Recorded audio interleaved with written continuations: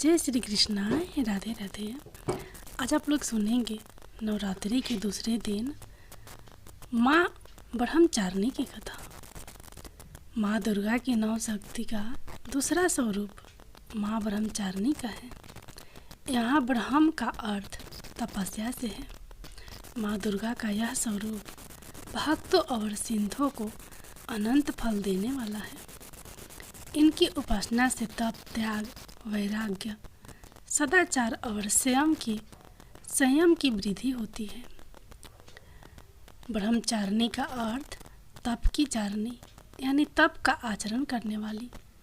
देवी का यह रूप पूर्ण ज्योतिमय और अत्यंत भव्य है।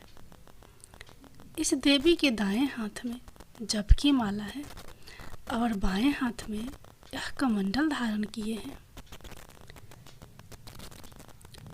कथा के अनुसार पूर्व जन्म में इस देवी ने हिमालय के घर पुत्री रूप में जन्म लिया था और नारद जी के उपदेश से भगवान शंकर को पति रूप में प्राप्त करने के लिए घोर तपस्या की थी। इस कठिन तपस्या के कारण इन्हें ब्रह्मचारिणी नाम से अभिहित किया गया। 1000 बरस तक इन्होंने केवल फल फूल खाकर बिताए और 100 वर्षों तक केवल जमीन पर रहकर शाक पर निर्वाह किया। कुछ दिनों तक कठिन उपवास रखे और खुले आकाश के नीचे वर्षा और धूप के घोर कष्ट सहे। 3000 वर्षों तक छूटे हुए बिल्व पत्र खाए और भगवान शंकर की आराधना करती रही। इसके बाद तो उन्होंने सूखे बिल्व पत्र खाना भी छोड़ दिए। कई हजार वर्षों तक निर्जल और निराहार रहकर तपस्या करती रही। पत्तों को खाना छोड़ देने के कारण ही इनका नाम अर्पणा नाम पड़ गया। कठिन तपस्या के कारण देवी का शरीर एकदम क्षीण हो गया। देवता, ऋषि, सिद्धगण, मुनि सभी ने ब्रह्मचारिणी की तपस्या को अभूतपूर्व पुण्य कृत्य बताया, सराहना की और कहा, हे देवी, आज तक किसी ने इस तरह की कठोर तपस्या नहीं की। यह तुम्ही से ही संभव थी। तुम्हारी मनोकामना परिपूर्ण होगी और भगवान चंद्रमौली शिव जी तुम्हें पति रूप में प्राप्त होंगे। अब तपस्या छोड़कर घर लौट जाओ। जल्द ही तुम्हारे पिता तुम्हें बुलाने आ रहे हैं। इस देवी की कथा का सार यह है कि जीवन के कठिन संघर्षों में भी मन विचलित नहीं होना चाहिए। माँ ब्रह्मचारिणी देवी की कृपा से सर्वसिद्धि प्राप्त होती है।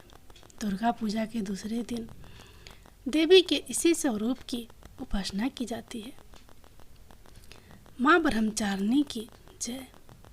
अब आप लोग सुनिए नवरात्रि में 9 दिन सुने जाने वाली माँ दुर्गा की कथा। एक पौराणिक कथा के अनुसार नवरात्रि में माँ दुर्गा ने महिषासुर नामक राक्षस का वध करके देवताओं को उसके कष्टों से मुक्त किया था। महिषासुर ने भगवान शिव की आराधना करके अद्वितीय शक्तियाँ प्राप्त कर ली थी और तीनों देव अर्थात ब्रह्मा, विष्णु व महेश भी उसे हराने में असमर्थ थे। महिषासुर राक्षस के आतंक से सभी देवता भयभीत थे। उस समय सभी देवताओं ने अपनी अपनी शक्तियों को मिलाकर दुर्गा को अवतरित किया। अनेक शक्तियों के तेज से जन्मी माता दुर्गा ने महिषासुर का वध कर सबके कष्टों को दूर किया। रामायण के एक प्रसंग के अनुसार भगवान श्री राम, लक्ष्मण, हनुमान व समस्त वानर सेना द्वारा असीमन शुक्ल प्रतिपदा से नवमी तक 9 दिनों तक माता शक्ति की उपासना कर 10वीं तिथि को लंका पर आक्रमण प्राप्त किया था। इस तरह नवरात्रों में माता दुर्गा की पूजा करने की प्रथा के पीछे कई कथाएं प्रचलित हैं, जिसके बाद से ही नवरात्रि का पर्व आरंभ हुआ और माता दुर्गा की पूजा होने लगी। नवरात्रि व्रत के कथा के अनुसार एक समय बृहस्पति जी ने ब्रह्मा जी के समक्ष चैत्र 80वें मास के शुक्ल पक्ष में पड़ने वाले नवरात्र का महत्व जानने की इच्छा जताई। इन्होंने कहा, इस व्रत का क्या फल है, इसे किस प्रकार किया जाता है, सबसे पहले इस व्रत को किसने किया, ये सब विस्तार से कहिए। बृहस्पति जी के प्रश्नों का जवाब देते हुए ब्रह्मा जी ने कहा, हे बृहस्पति, प्राणियों के हित की इच्छा से तुमने बहुत ही अच्छा प्रश्न किया है। जो इंसान मनोरथ पूर्ण करने वाली माँ दुर्गा, महादेव, सूर्य और नारायण का ध्यान करता है वे धन्य है। यह नवरात्र व्रत संपूर्ण कामनाओं को पूर्ण करने वाला है। इस व्रत को करने से पुत्र, सुख, धन, विद्या और सुख मिलता है। इस व्रत को करने से रोग दूर हो जाता है, घर में समृद्धि की वृद्धि होती है, बंध्यता तो बाझिन को पुत्र प्राप्त होता है, समस्त पापों से छुटकारा मिल जाता है। जो मनुष्य इस नवरात्र व्रत को नहीं करता वह अनेक दुखों को भोगता है। यदि व्रत करने वाला मनुष्य सारे दिन का उपवास ना कर सके तो एक समय भोजन करे और 10 दिन बांधवों सहित नवरात्र व्रत की कथा का श्रवण करे। हे बृहस्पति, जिसने पहले इस महाव्रत को किया है वह कथा मैं तुमसे सुनाता हूँ। ब्रह्मा जी बोले, प्राचीन काल में मनोहर नगर में पीठत नाम का एक अनाथ ब्राह्मण रहता था। वह माँ दुर्गा का भक्त था। उसे संपूर्ण सद्गुणों से युक्त सुमति नाम की एक अत्यंत सुंदर कन्या उत्पन्न हुई। वह कन्या अपने पिता के घर में अपनी सहेलियों के साथ क्रीड़ा करती हुई इस प्रकार बढ़ने लगी जैसे शुक्ल पक्ष की चंद्रमा की कला बढ़ती है।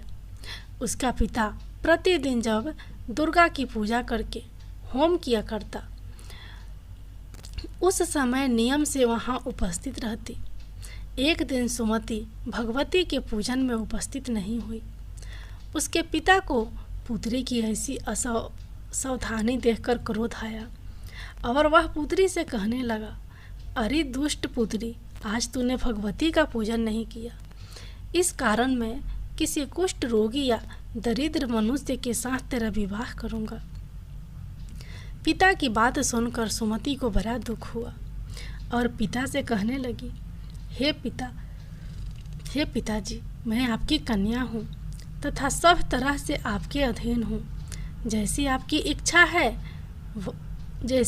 इच्छा हो वैसा ही करो, चाहे राजा से, चाहे कुष्ठी से, चाहे दरिद्र से, जिसके साथ चाहो मेरा विवाह करना चाहो कर दो, पर होगा वही जो मेरे भाग्य में लिखा है। क्योंकि कर्म करना मनुष्य के अधीन है पर फल देना ईश्वर के अधीन है।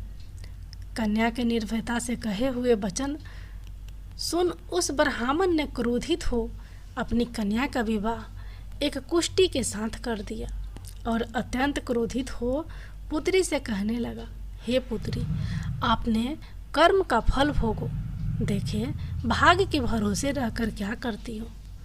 पिता के ऐसे कटु वचनों को सुन सुमति मन में विचार करने लगी, अहो मेरा बड़ा दुर्भाग्य है जिससे मुझे मेरा पति मिला।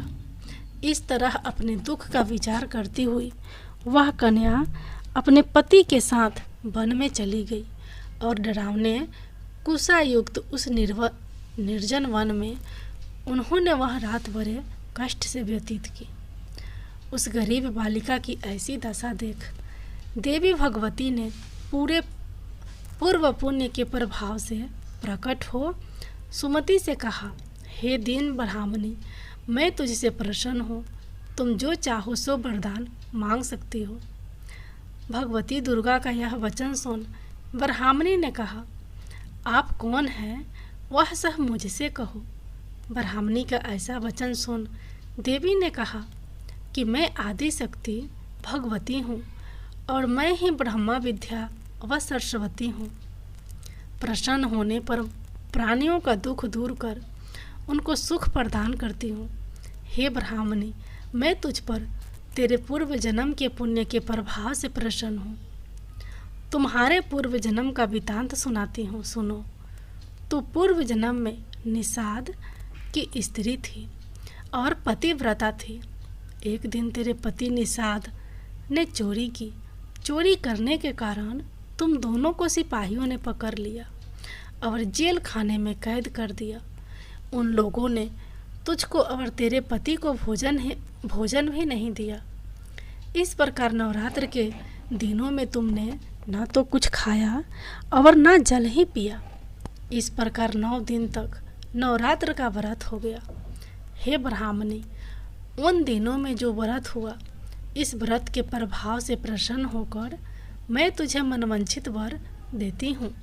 तुम्हारी जो इच्छा हो सो मांगो। इस प्रकार दुर्गा के वचन सुन ब्राह्मणी बोली, अगर आप मुझ पर प्रसन्न हैं तो हे दुर्गे, मैं आपको प्रणाम करती हूँ। कृपया करके मेरे पति का कोढ़ दूर करो। देवी ने कहा, उन दिनों तुमने जो व्रत किया था, उस व्रत का 1 दिन का पुण्य पति का कोढ़ दूर करने के लिए अर्पित करो। उस पुण्य के प्रभाव से तेरा पति ठीक हो जाएगा। इस प्रकार देवी के वचन सुन वह ब्राह्मणी प्रसन्न हुई और पति को निरोग करने की इच्छा से जब उसने तथा वस्तु ऐसा वचन कहा, तब उसके पति का शरीर भगवती दुर्गा की कृपा से कुष्ठ रोग से रहित हो गया। वह ब्राह्मणी पति को देख देवी की स्तुति करने लगी।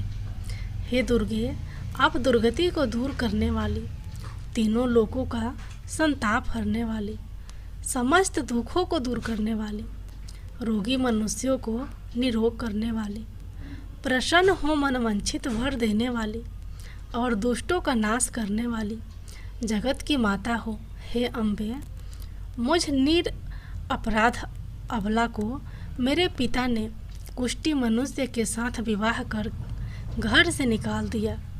पिता से तिरस्कृत निर्जन वन में विचर रही हूँ। आपने मेरा इस विपदा से उद्धार किया है।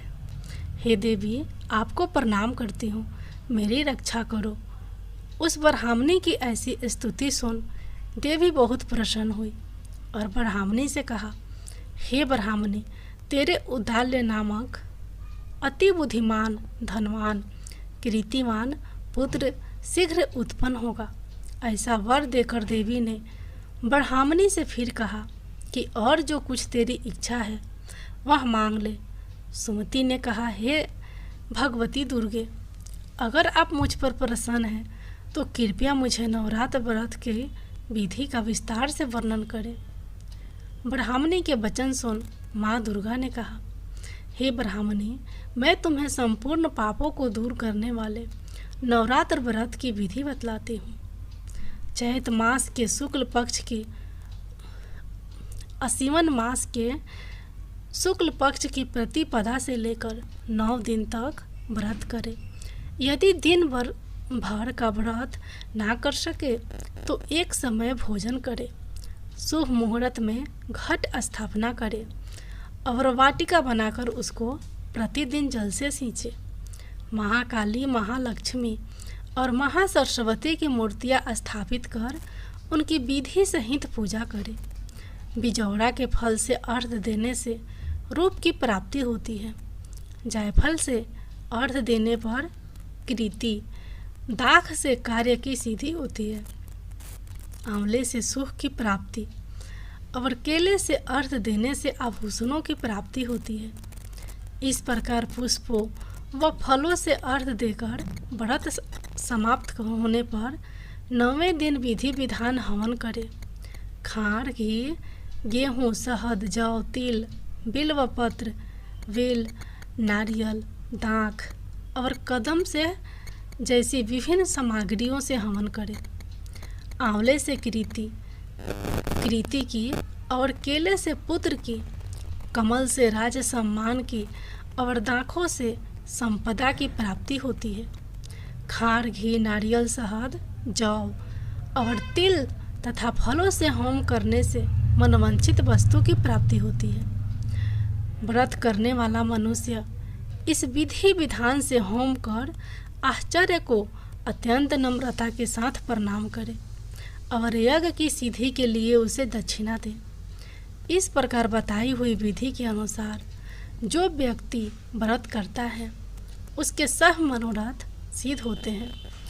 इसमें तनिक भी संदेह नहीं है। इन 9 दिनों में जो कुछ दान आदि दिया जाता है उसका करोड़ों गुना फल मिलता है। इस नवरात्र व्रत करने से अश्वमेध यज्ञ का फल मिलता है। हे ब्राह्मणी, इस संपूर्ण कामनाओं को पूर्ण करने वाले उत्तम व्रत को तीर्थ मंदिर अथवा घर में विधि के अनुसार करें। ब्रह्मा जी बोले बृहस्पति जी से बोले, इस प्रकार ब्राह्मणी को नवरात्रि व्रत विधि बताकर देवी अंतर्धान हो गई। अतः जो मनुष्य या स्त्री इस व्रत को भक्ति पूर्वक करता है वह इस लोक में सुख प्राप्त कर अंत में मोक्ष की प्राप्ति करता है। ब्रह्मा जी बृहस्पति जी से कहते हैं कि यह इस दुर्लभ व्रत का महात्मा है जो मैंने तुम्हें बताया है। ऐसा सुन बृहस्पति जी आनंद से प्रफुल्लित हो गए और कहने लगे कि हे ब्राह्मण, आपने मुझ पर अति कृपा की जो मुझे इस व्रत का महत्व सुनाया। ब्रह्मा जी बोले कि हे बृहस्पति, यह देवी भगवती संपूर्ण लोकों का पालन करने वाली है। इस महादेवी के प्रभाव को कौन जान सकता है। बोलो देवी भगवती की जय हो।